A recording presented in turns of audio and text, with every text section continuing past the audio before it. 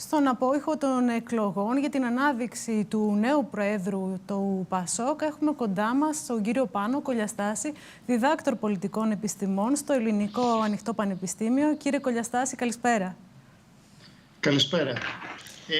Να κάνω μια διευκρίνηση, είναι διδάσκων στο Ελληνικό Ανοιχτό Πανεπιστήμιο. Διδάσκων, λοιπόν. Ευχαριστώ για την πρόσκληση. Ευχαριστούμε για την παρουσία σας. Κύριε Κολιαστάση, θα ξεκινήσουμε με μια γενική περιγραφή του εκλογικού αποτελέσματος. Από ό,τι φαίνεται, οι δημοσκοπήσεις ήταν σαφείς, ήταν ακριβείς, επιβεβαιώθηκαν. Από ό,τι φαίνεται, ναι, ως προς τη σειρά κατάταξη των υποψηφίων, τα φαβορί για την πρώτη και τη δεύτερη θέση επιβεβαιώθηκαν. Πρώτος ο κύριος Ανδρουλάκης, δεύτερος ο κύριος Δούκας.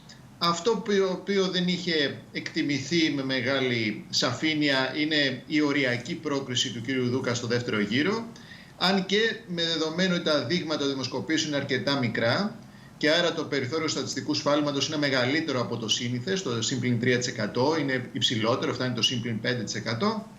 Μπορούσε να πει κανείς ότι αν συγκρίνεις διακυμάνσεις των ποσοστών των 4 ισχυρότερων υποψηφίων, σε ένα βαθμό αλληλεπικαλύπτονται οι διακυμάνσεις αυτές, άρα θα ήταν πιθανό και ο κύριος Γερουλάνος να διεκδικήσει τη δεύτερη θέση, όπως και η κυρία Διαμαντοπούλου.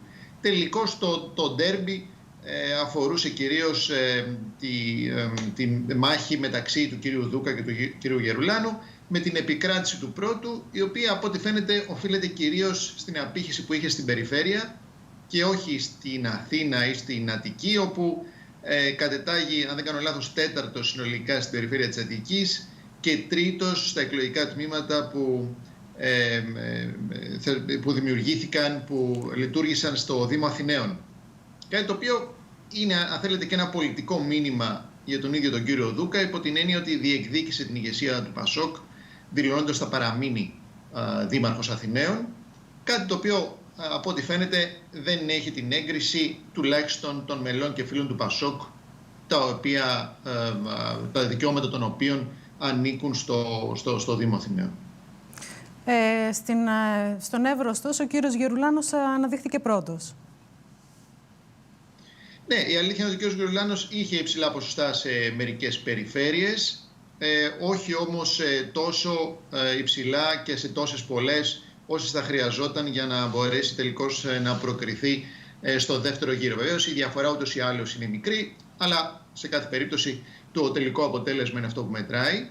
Τώρα έχει ενδιαφέρον την επόμενη μέρα αναφορικά με τις στρατηγικές των υποψηφίων. Ο κύριος Ανδρουλάκης θα προσπαθήσει να κρατήσει, νομίζω, σε γενικές γραμμές χαμηλούς τους τόνους, προκειμένου να προσελκύσει ψηφοφόρους των αντιπάλων του που έμειναν εκτός του δεύτερου γύρου. Από την άλλη, ο κύριος Δούκας επιχείρησε να αθροίσει τα ποσοστά των υποψηφίων που έμειναν εκτός μαζί με το δικό του, φτάνοντας, το οποίο υπολογίζεται περίπου στο 70%-71%, προκειμένου να ισχυριστεί ότι υπάρχει ένα ρεύμα αλλαγής στο εσωτερικό του ΠΑΣΟΚ, μια πλειοψηφία μελών και φίλων που επιζητά αλλαγή ηγεσίας. Δεν ξέρω σε ποιο βαθμό αυτό επιβεβαιώνεται. Βεβαίως γνωρίζουμε ήδη από την προεκλογική περίοδο και κάποιες δημοσκοπήσεις οι οποίες στο ερώτημα αν επιθυμούν οι ψηφοφόροι του ΠΑΣΟΚ επανεκλογή Ανδρουλάκη ή αλλαγή ηγεσίας επέλεγαν σε ποσοστό 60% το δεύτερο. Ωστόσο, όταν καλούνται οι ερωτώμενοι να επιλέξουν να απαντήσουν ένα τέτοιο ερώτημα, συνήθως έχουν στο μυαλό τους τον υποψήφιο που καθένας ή καθεμία εξ αυτών υποστηρίζει. Και δεν είναι βέβαιο ότι σε περίπτωση που ο δικός τους υποψήφιος δεν περάσει στο δεύτερο γύρο, εάν αυτό θα τους οδηγήσει στο να στηρίξουν κάποιον άλλον απέναντι στον κύριο Ανδρουλάκη, όποιος και αν είναι αυτός, όποια και αν είναι αυτή. Δεν είναι βέβαιο ότι αυτό μπορεί να συμβεί.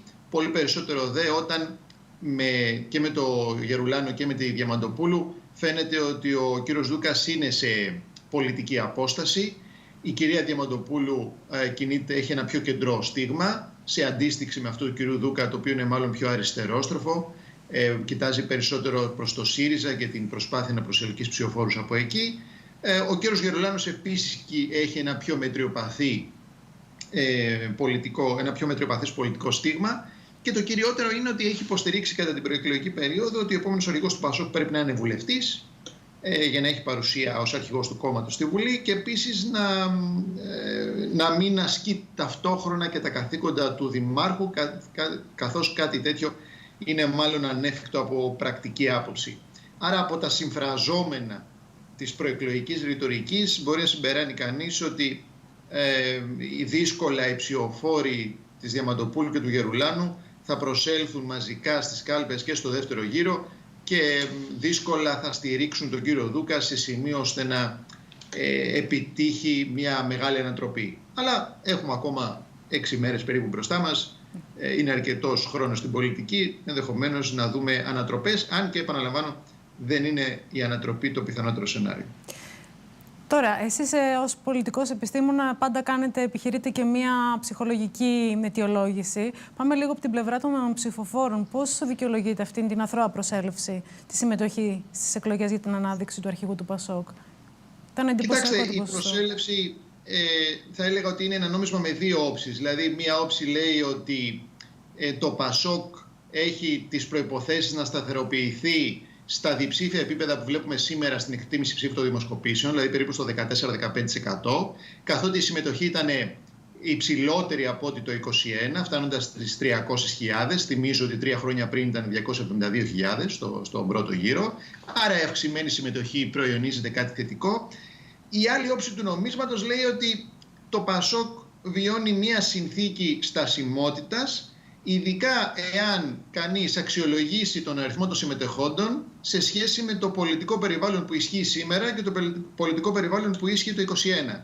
Δηλαδή σήμερα η Νέα Δημοκρατία στις ευρωεκλογές έπεσε λίγο κάτω του 30%.